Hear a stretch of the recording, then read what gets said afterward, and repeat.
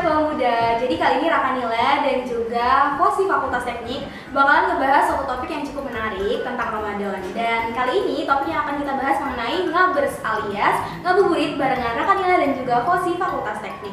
Dan di samping saya pastinya sudah ada kakak yang cukup tampan dan mungkin dia bisa langsung perkenalan diri dari kakaknya sendiri. Oke teman-teman semua, perkenalkan nama saya Muhammad Salman Abdurrahman dari Fosi Fakultas Teknik jurusan Teknik Elektro Universitas Lampung. Oke, berarti bisa dipanggil Salman aja ya, biar lebih akrab ya kita. Jangan manggil Kak lah. Oke, siap-siap. Kalau misalkan mungkin dari teman-teman semua belum ada yang kenal saya, jadi saya sendiri Feli Berswaya Sandayu dari jurusan Ilmu Administrasi Negara angkatan 2021 dari Radio Kampus Universitas Lampung. Dan di sini kan kita mau ngebahas seputar Ramadan ya, Salman ya. Iya. Dan kalau dari Salman sendiri, kan kita ngebahas ngabuburit barengan Rakanila dan juga Fosi Fakultas Teknik. Iya. Kira-kira kalau dari Salman sendiri mengartikan ngabuburit itu kayak gimana sih? Ngabuburit ya? Iya. Kalau Salman lebih ngartiinnya jalan-jalan sih Kak. Jalan-jalan ya, jalan-jalan. Jalan-jalan yang ada maknanya. Apa tuh maknanya? Kalau apa ya, pengalaman lebih di saat kita puasa, jadi nggak cuma jalan-jalan, tapi kita juga tahu tempat-tempat kayak tempat-tempat gunung atau ada tuh air terjun namanya air terjun Wailalaan. Oh, jadi mungkin Tahu nggak Kak? nggak tahu. Oh, mungkin kita bisa kapan-kapan ya ke sana ya, bareng Gampang, gitu. gampang. Jadi berarti dari Salman sendiri ngartiin ngabuburit itu sebagai bukan cuma jalan-jalan, tapi kita bisa tahu tempat-tempat lain gitu ya. Iya. Jadi di luar dari jalan-jalan. Jadi kita doang. harus tahu di Lampung ini ada apa sih tempat-tempat yang eksotis, tempat-tempat yang bagus lah. Oke, jadi kita sambil bisa melihat wisata-wisata alamnya lah ya gitu.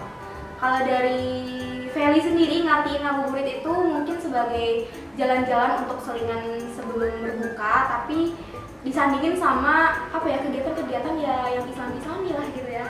Mungkin bisa mungkin kita bisa sambil tadarusan kan gitu. Banget sih. Atau mungkin ya bisa sambil apa ya, ngedengerin murotal gitu kan.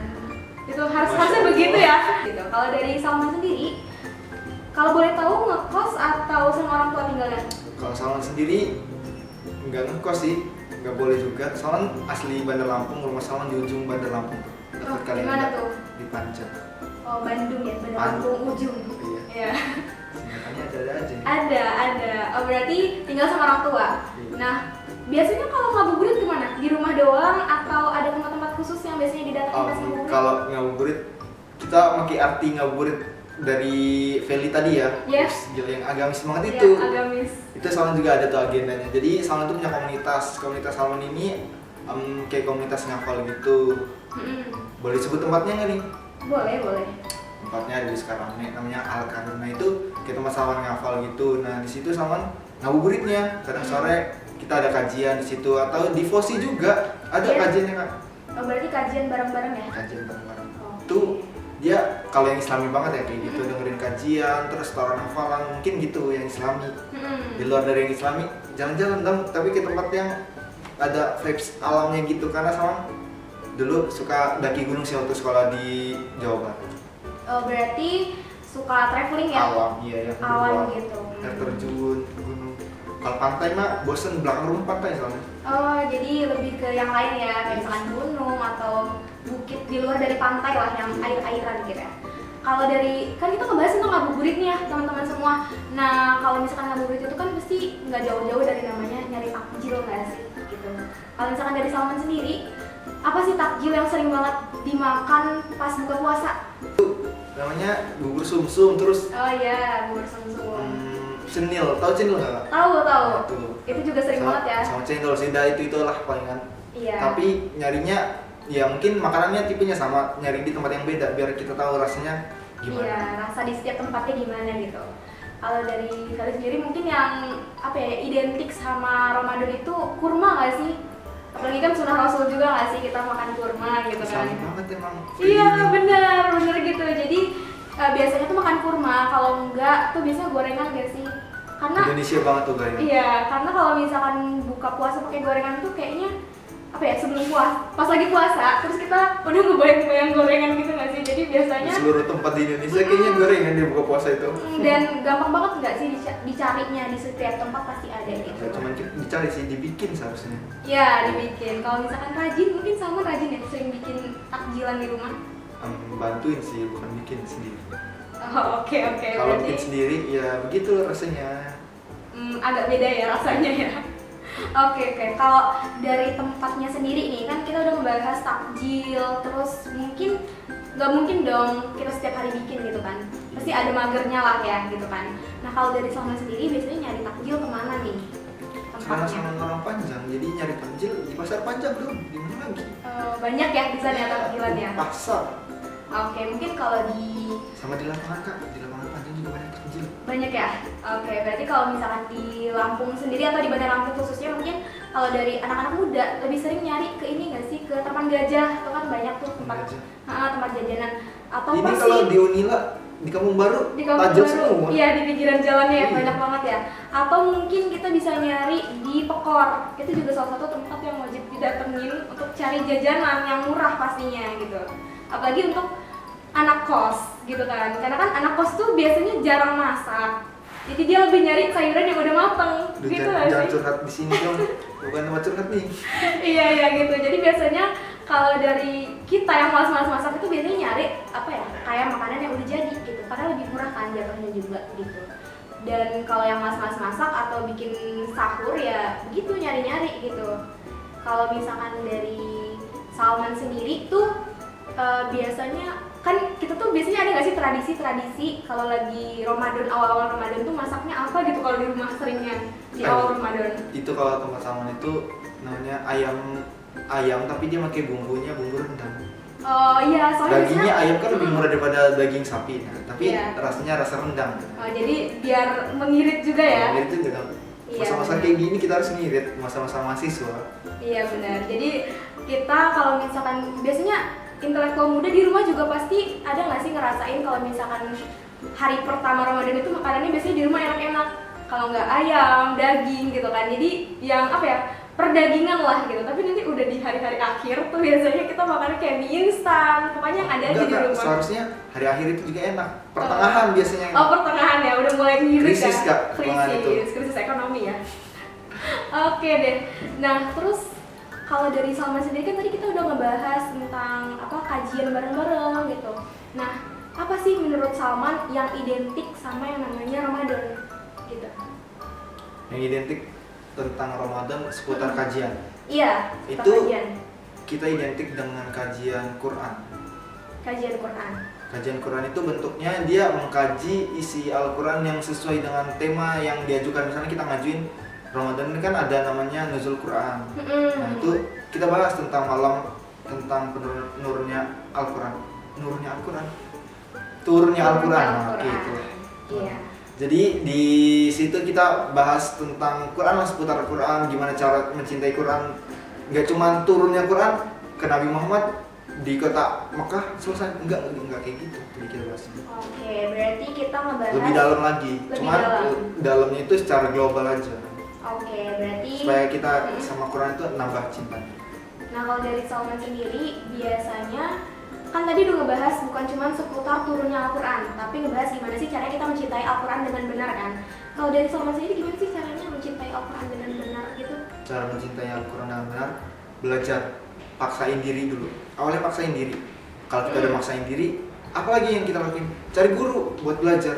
Kalau kita nggak mau maksain diri dan nggak mau cari guru, ya nggak bakal cinta. Oke. Cinta itu datang kalau pas kita ngajinya itu udah bisa kita nilai ngaji kita itu bagus. Enak nih, keren nih gue ngaji. Berarti itu udah definisi dari Kalau udah cintanya. cinta kayak gitu pasti rasa dari hati kita. Kita ngerasa keren sendiri. Oke benar. Nah itu salah satu quotes juga ya dari Salman sendiri. Nah kalau misalkan kan tadi kita udah ngebahas tentang apa sih turunnya Al-Quran dan lain sebagainya. Nah selain dari tapi kan kita sebagai mahasiswa itu kan pastinya banyak nggak sih tugas-tugasnya gitu kan. Jangan bahas tugas sih Kak.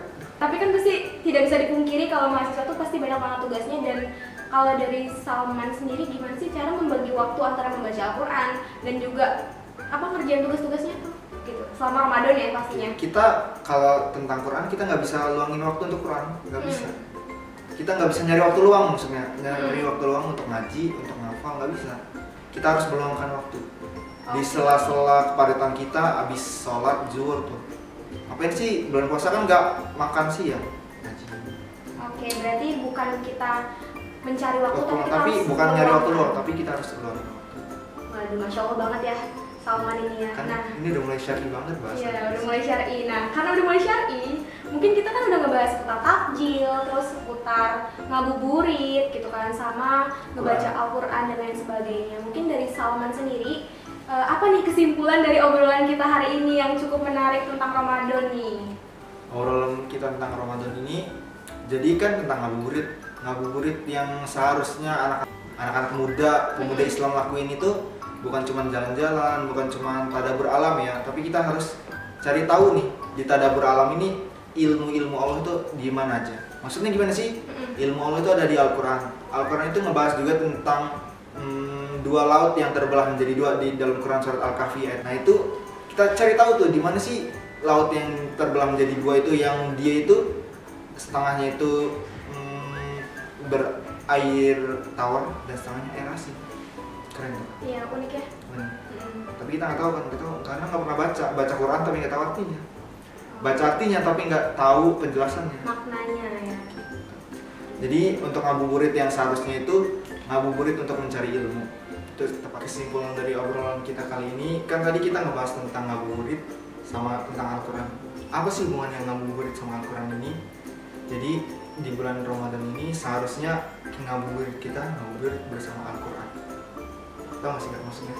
Apa tuh? Ngabuburit bersama Al-Quran itu dimana ketika kita ngabuburit ada nilai Qur'ani di situnya, ada nilai keagamaannya. Karena sayang banget sih gimana kita di bulan puasa yang pahala membaca Quran itu dilipat gandakan menjadi 10 kali lipat dan lain sebagainya. Tapi kita cuma ngabuburit, jalan-jalan, ngabisin duit gitu doang. Ya, jadi ngabuburit bersama Al-Quran itu kita pertama kita cari tempat kajian. Di mana sih kajian sebelum berbuka puasa?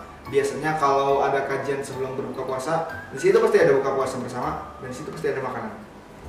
Terus selain itu kita cari komunitas yang memang mendekatkan diri kita kepada ya Al-Quran. Jadi di situ dibahas tentang Quran, di situ dikaji bagaimana kehidupan manusia dalam pandangan atau perspektif Al-Quran gimana.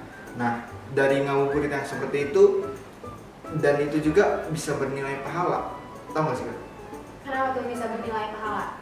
Karena ketika kita membahas tentang Al-Quran kan, kalau kita tahu perspektifnya bahwa ahli Quran itu bukan mereka yang hafal Al-Quran, tapi mereka yang bersama dengan Al-Quran, mereka yang mencintai Al-Quran, mereka yang belajar Al-Quran, dan mereka yang mengamalkan Al-Quran. Jadi di situ ada nilai Qurani di situ dan di situ juga nilai pahalanya. Mudah-mudahan dengan kita bersama dengan Al-Quran di bulan Ramadan ini, pahala kita meningkat dan juga kita bisa digolongkan sebagai ahli Quran karena ahli Quran punya banyak keunggulan. Salah satunya dia bisa menggandeng lebih dari 70 orang untuk masuk surga tanpa hisab.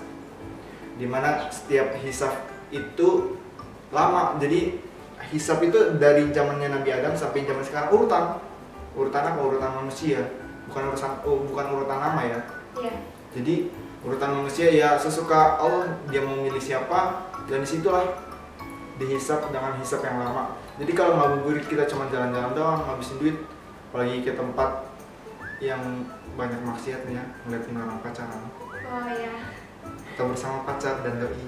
Iya, jadi ngabuburitnya jangan kayak gitu ya. Iya, kalau itu nilai puasanya hilang, puasanya nggak batal, nilai puasanya hilang. Jadi cuma dapat lapar dan dahaga aja kan, karena dalam hadis itu kelak akan ada di akhir zaman itu mereka yang berpuasa tapi mereka cuma merasakan lapar dan dahaga aja.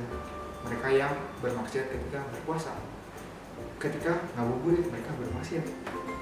Jadi kalau kita mau puasa kita berkualitas dan naik amalan ibadahnya naik sampai di sisi Allah, lebih baik kita ngabuburit bersama Al-Quran. Mungkin itu sih Kak, ngabuburit yang benar. Kalau kita punya komunitas, kalau nggak punya kita ciptain.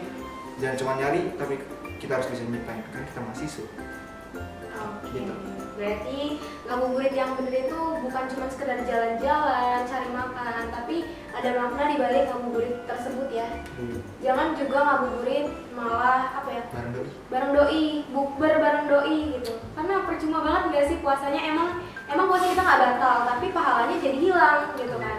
Hangus, apalagi dalam Ramadan ini kan pastinya banyak banget hal-hal yang bisa kita lakuin dan itu menambah pahala ya.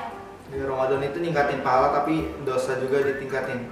Ketika kita berbuat dosa di hari biasa satu, di Ramadan dosanya itu dilipat gandakan juga. Jadi bukan cuma pahala yang berlipat gandakan, tapi dosanya berlipat ganda gitu.